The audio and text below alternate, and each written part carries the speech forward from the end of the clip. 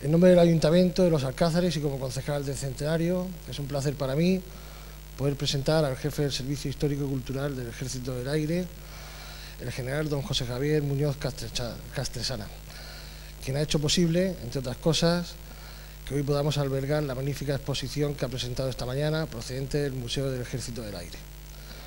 Su implicación personal ha ido más allá de la cesión de la exposición, deleitándonos esta tarde con la conferencia Anécdotas de la historia de la aviación española y cómo nos ocupamos de conservarla.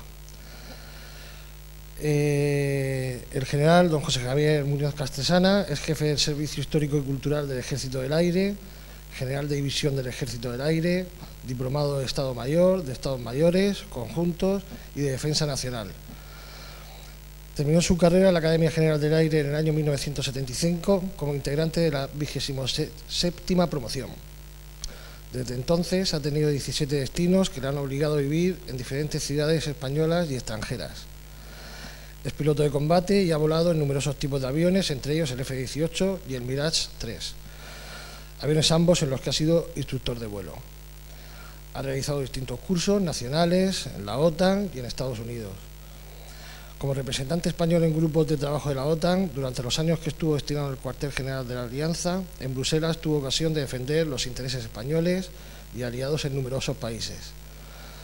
En su último destino, en el Ministerio de Defensa, como subdirector general de Política de Defensa, ha sido responsable de la preparación de la gestión política de las operaciones militares en el exterior, la gestión de crisis, las relaciones con las administraciones central, autonómicas y locales, en el ámbito de la política de defensa, las relaciones y negociaciones con gobiernos extranjeros para proyectos concretos y de los asuntos de proliferación, control de armamentos, NBQR en la OTAN, la ONU y la OSCE.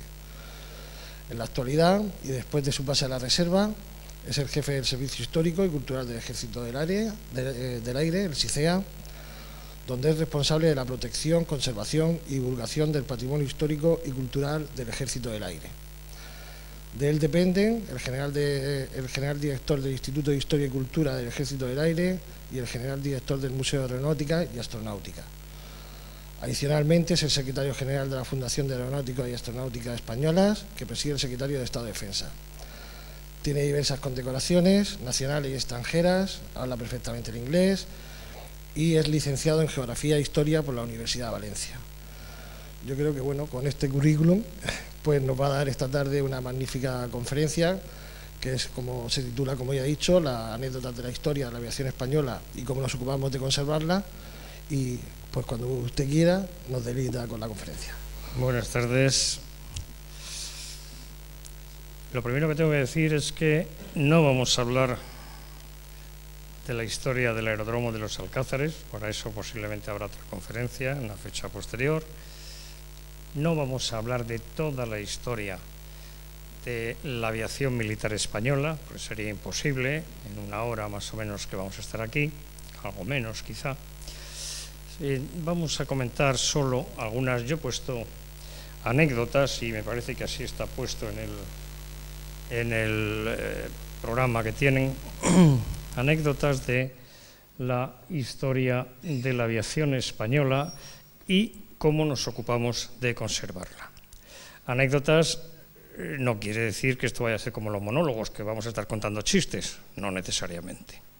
¿Y cómo nos ocupamos de conservarla? Pues ahí sí un poquito. En definitiva, de lo que vamos a hablar es de la historia de la aviación, insisto, muy resumidamente, y de esa cosa tan rara que pongo ahí, el SICEA, que es el Servicio Histórico y Cultural del Ejército del Aire, del cual yo soy el jefe. Es bueno saber un poco de historia, de lo que sea, de historia de la arquitectura, de historia de la literatura, de historia de la filosofía, de historia del urbanismo.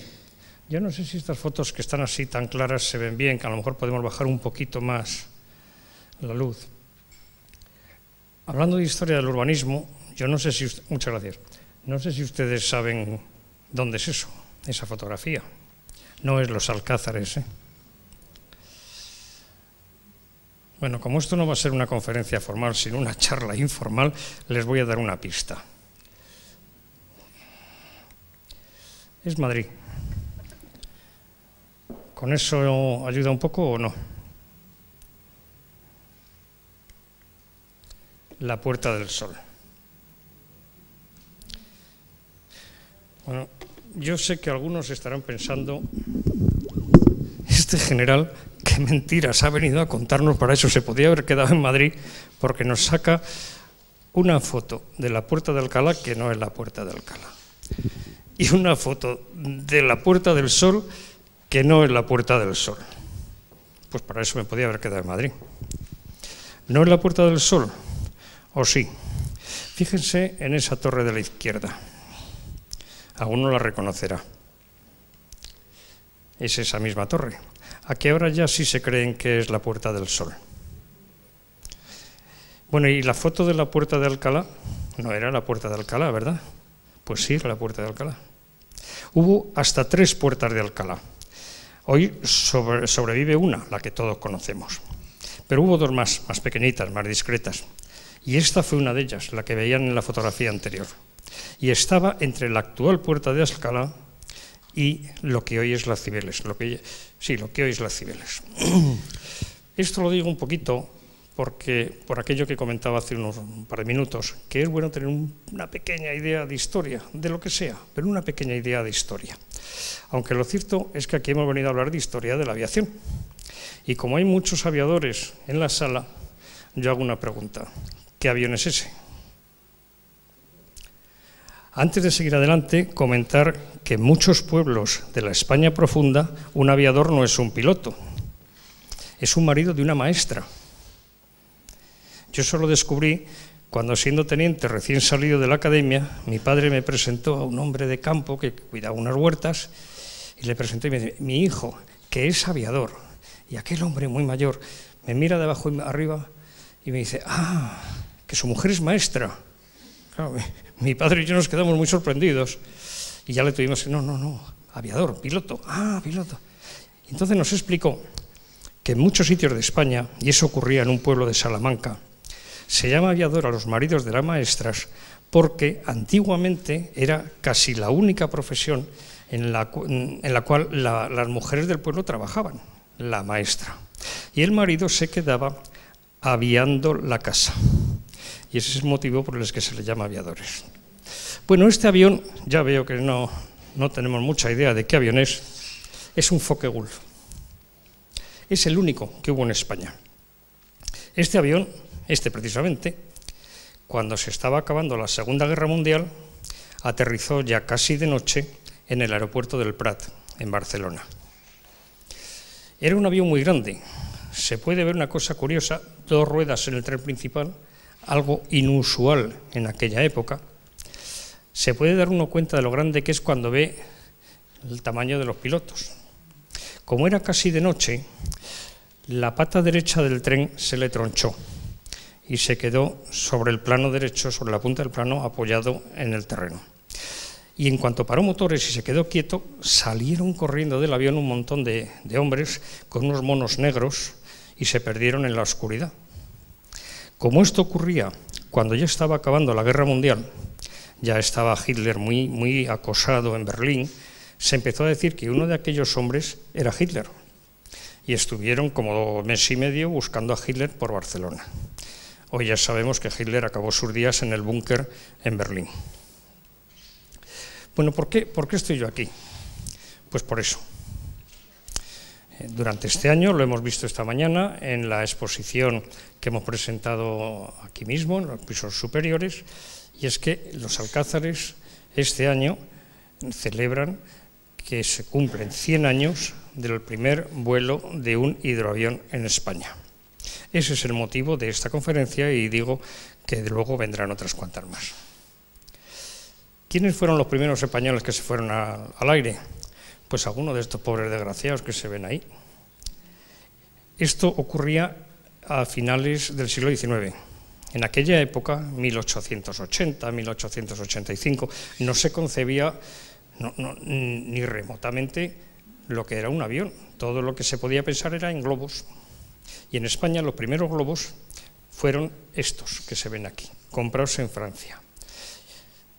El sistema de aerostación se creó en 1884 pero la primera ascensión no tuvo lugar hasta 5 años después. Eso sí que era burocracia, 5 años para conseguir que el primer globo subiera.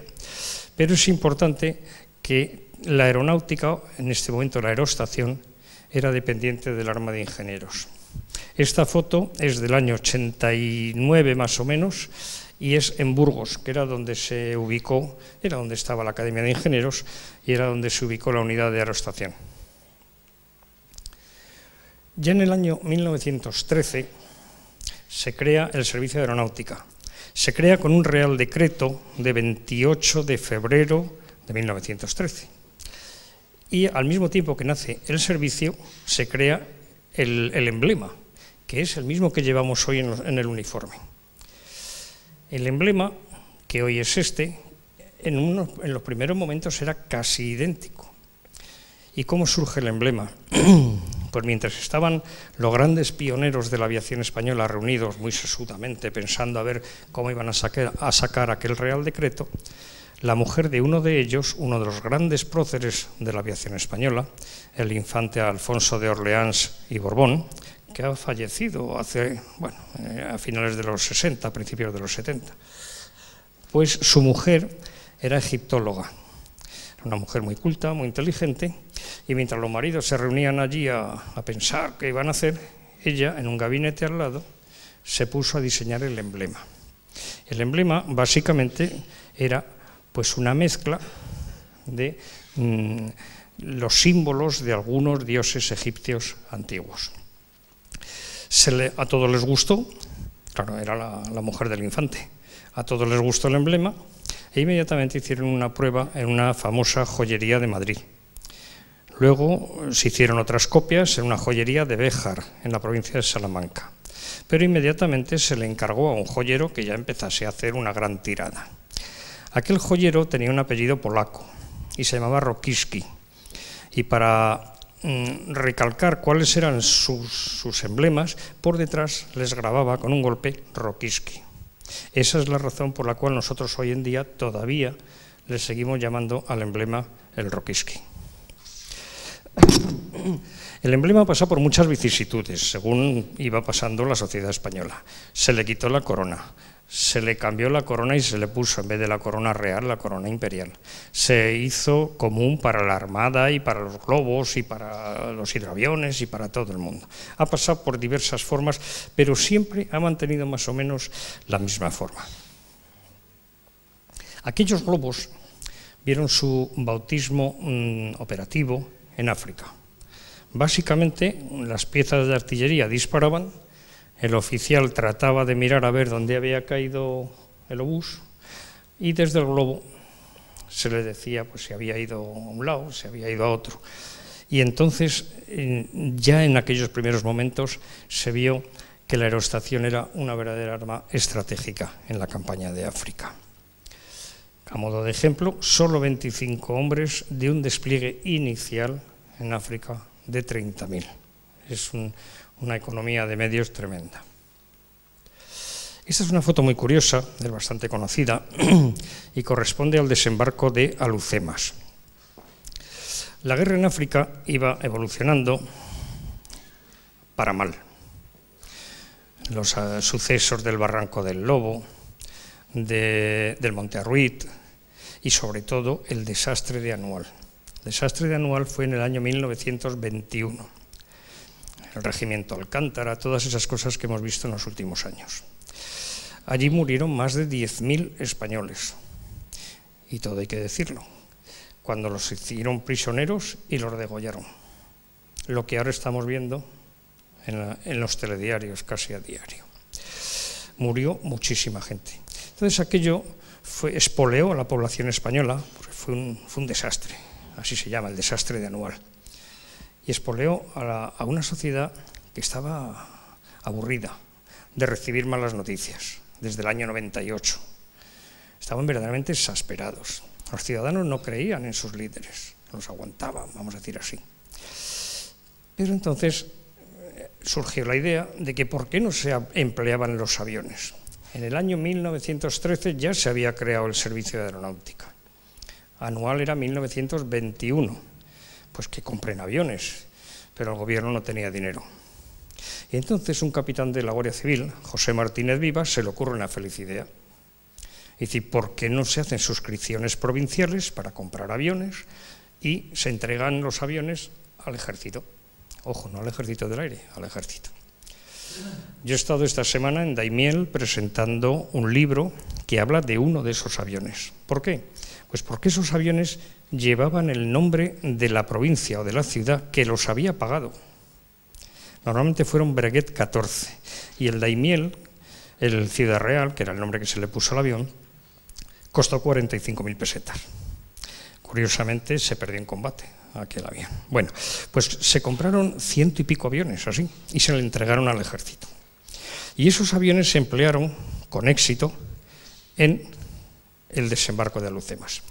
Tradicionalmente los españoles decimos el desastre de Anual, pero nadie dice el éxito de Alhucemas. ¿Saben ustedes, sabéis vosotros, cuántos hombres intervinieron en el desembarco de Alhucemas? Alrededor de 130.000. Hoy las Fuerzas Armadas Españolas, todos juntos, contando hasta los administrativos, no llegamos a 126.000. ¿Os imagináis la logística para dar de comer a tanta gente en una época en la que no había congeladores, no había... Muy complicado. ¿Pero cuántos aviones intervinieron? 136. Más 5 de la Armada, 5 o 6, más 5 o 6 franceses. Aquello fue una gran batalla, no fue una escaramuza. Justo al contrario de lo que nos cuentan de Covadonga, que parece que fue una gran batalla y eso sí que fue una escaramuza. Esto fue un éxito y una gran batalla. Intervinieron fuerzas navales, fuerzas aéreas, como saca la fotografía, y por supuesto fuerzas terrestres que según iban desembarcando les iban disparando desde aquí arriba.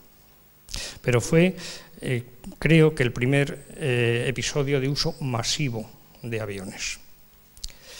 Bueno, en los años 20 tuvimos lo que a mí me gusta llamar la década prodigiosa de la aviación española.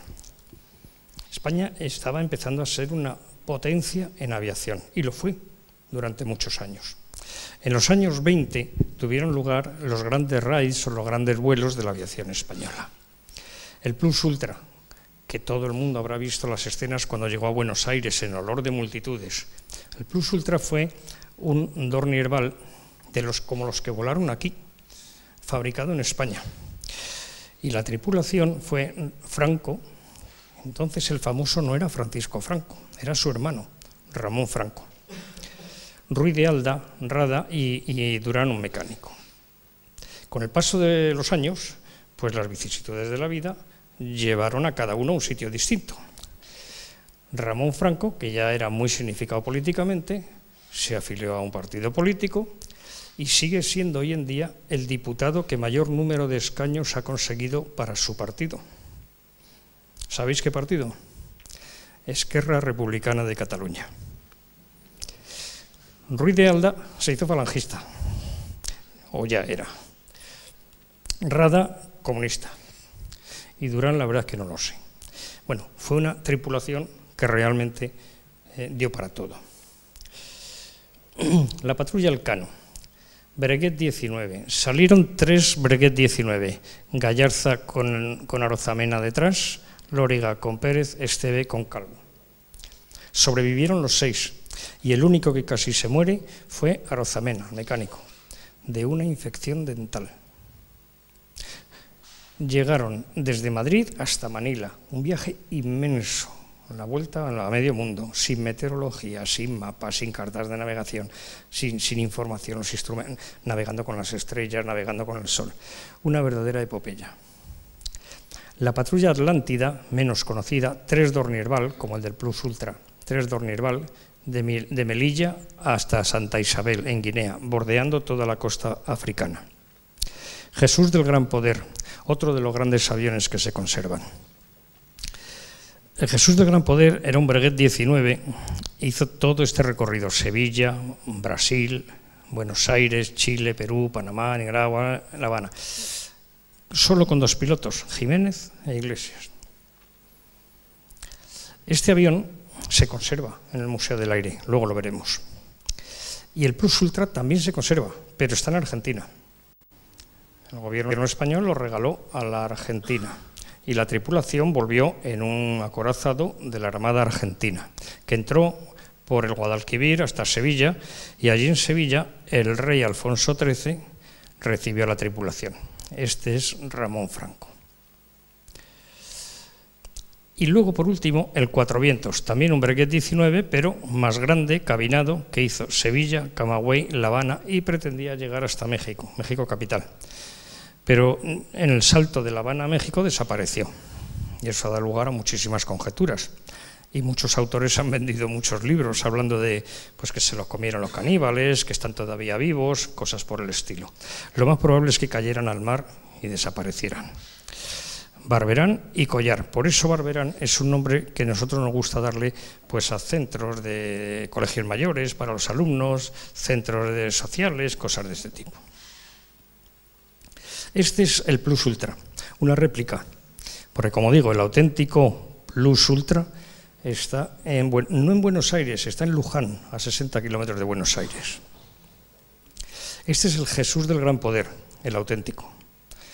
Como hemos visto, cruzó de Buenos Aires a Chile, cruzando los Andes. El gran prócer de la aviación argentina, Jorge Newbery, se mató intentando cruzar los Andes. O sea que solo eso ya hubiera sido una gran epopeya. Aprovecho para señalar la dirección de la página web del Ejército del Aire y del Museo del Aire. De todas formas, los que manejen Internet, con preguntar Ejército del Aire a cualquier buscador sale la página. Y esta es una réplica del Cuatro Vientos, el que se perdió en el mar, el que desapareció. Bueno, el Ejército del Aire realmente es muy moderno. Se creó en esa fecha que tienen ahí, justo después de acabar la guerra. Y se creó con una ley que de las 3 columnas del boletín oficial solo ocupaba 1,5. Hay una copia arriba en la exposición, en una pared. El año pasado hemos celebrado con este logo los 75 años de su creación. Esta es una foto fantástica, es muy famosa, muy conocida. Seguro que los que están aquí, más de uno lo habrá visto en una ocasión anterior. Es Barajas, el aeropuerto de Barajas, de Madrid, a los pocos días de acabar la guerra.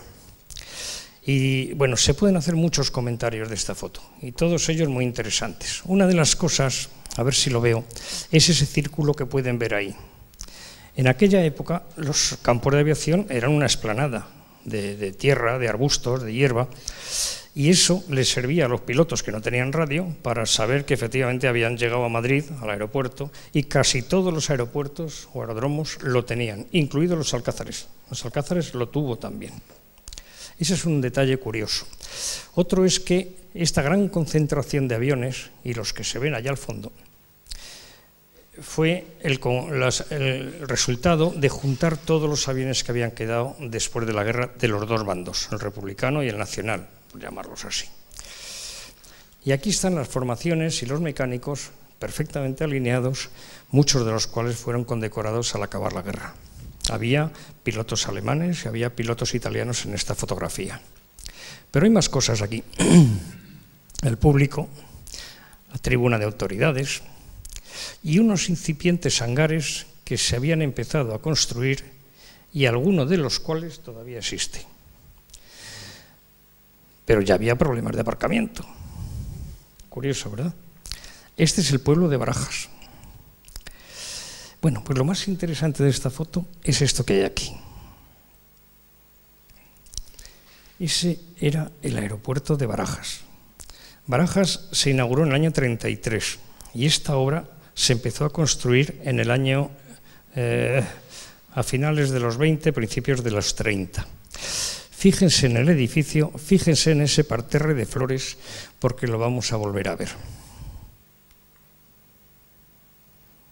Esto es Barajas en el año 32, antes de que se abriera al tráfico. Y también esta foto tiene muchos comentarios.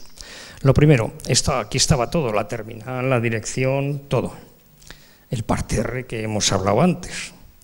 Un coche precioso, yo no sé si lo pueden ver, por lo menos los que están más cerca lo podrán ver. Y cómo no, las ovejas. ¿Qué papel tenían las ovejas en un campo de aviación de tierra? comerse los matorrales más altos para que no crecieran. Eran el cortacésped de la época.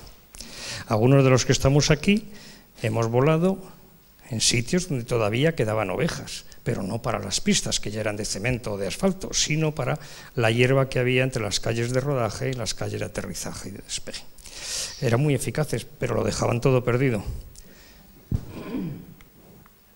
Hoy Barajas ha cambiado un poco, ¿verdad? Ese hangar que yo decía que todavía existe es este de aquí. Y el chalecito debía de estar por esta zona de aquí. Este es el pueblo de Barajas. Bueno, todo eso ya es Alcobendas, San Sebastián de los Reyes. Barajas tiene hoy 5 pistas, estas 2 paralelas y esta que no se utiliza. Estas las terminales 1, 2, 3, esta la terminal 4 y la T4 satélite. Esta es la autopista que va hacia Zaragoza-Barcelona. Bueno, pero volvamos atrás. Un poquito de la historia del Ejército del Aire, empezando por las 12 del reloj y girando en el sentido de la flecha. Del año 39, hemos dicho que es cuando se crea el Ejército del Aire, hasta el año 53, pues vivimos una época de aislamiento político, de grandes carencias, toda España, no solo el Ejército del Aire, y como consecuencia de nuestra neutralidad en la Segunda Guerra Mundial. El material militar de tierra y de aire era fundamentalmente alemán en esta época. Alemán porque se había recibido mucho dinero de muchos aviones de Alemania, no solo durante nuestra guerra civil, sino posteriormente, sino también porque la mayoría de los gabinetes de diseño aeronáutico alemanes escaparon de Alemania y se instalaron en España. Dornier, Messerschmitt, me dejo uno, bueno, me acordaré. Precisamente el actual heredero de Dornier vendrá el próximo fin de semana aquí a los Alcázares.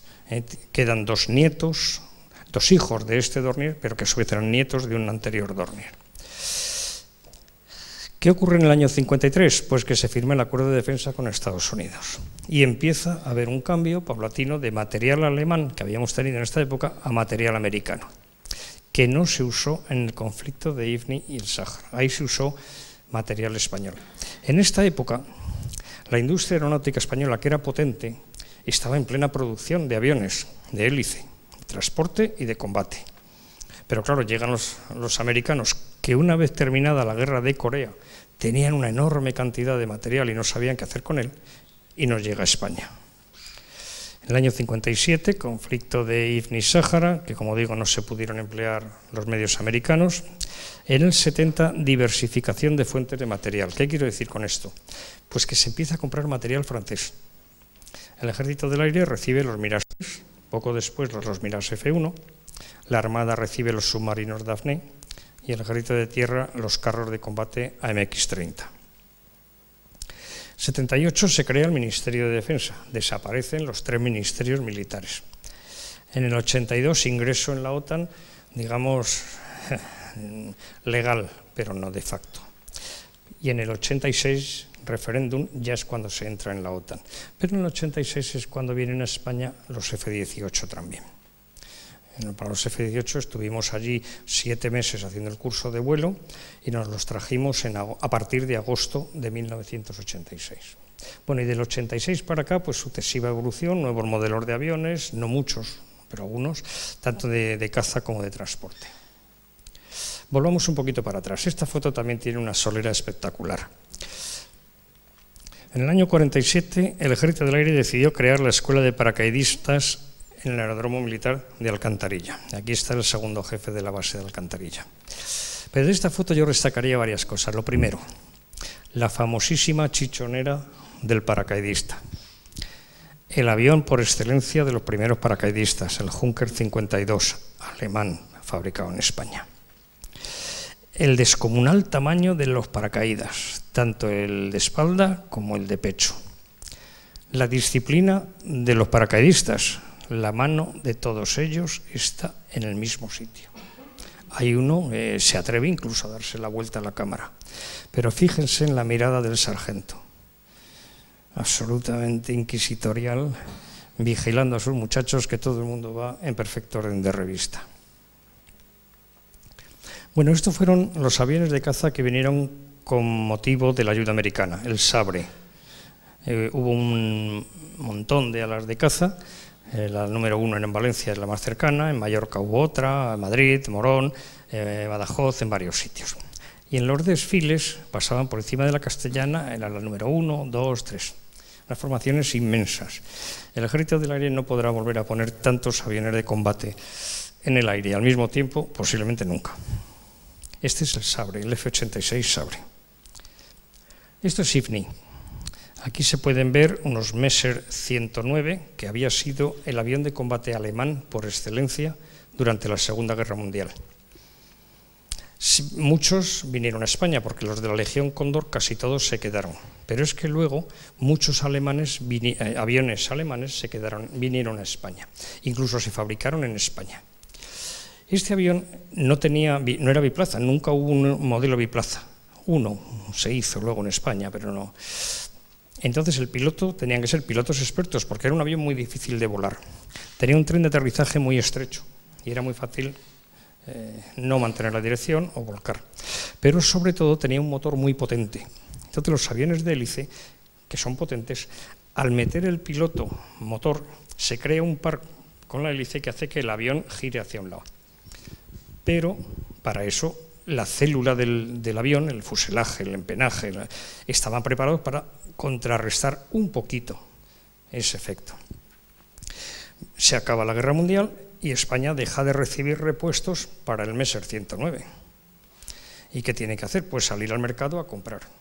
Y acaban comprando unos motores Rolls-Royce, Merlin, más potentes. Incluso los últimos modelos acabaron teniendo como un buche aquí y la hélice de 4 palas en vez de 3. A este se le llamaba el buchón y está fabricado en España. Y descubrieron... Seguramente a mucha gente que hay aquí, muchos años militares ya retirados, seguro que tendrán recuerdos muy buenos de compañeros de vivencia vivida durante lo que ha sido el periodo militar suyo. Y un detalle